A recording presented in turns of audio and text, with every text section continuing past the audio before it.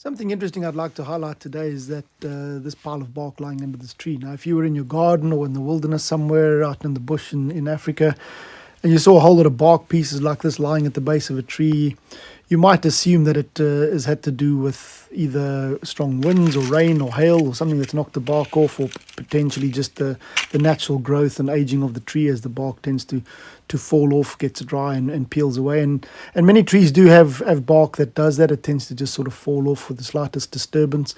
But other trees, the bark, it sort of comes off slightly, but it needs some extra force to get it off. And in this particular case, and in many cases like this, it's actually birds that are to blame. Birds like creepers, some woodpeckers, but definitely sociable birds like wood-hoopoes and scimitar bulls.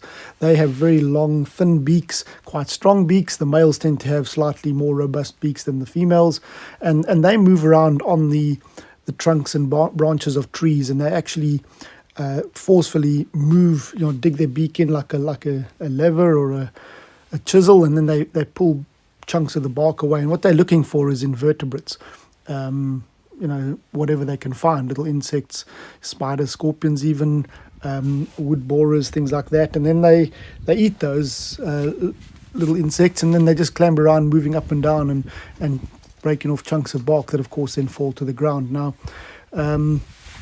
the outer bark of trees is dead, and it's there to protect the tree, not only from fire, but also from wood borers and other pests that might want to hurt the tree, trying to protect the inner bark, which has got all the vascular tissue. So it's important that these birds don't take off too much of the bark, because they then do put the tree at risk.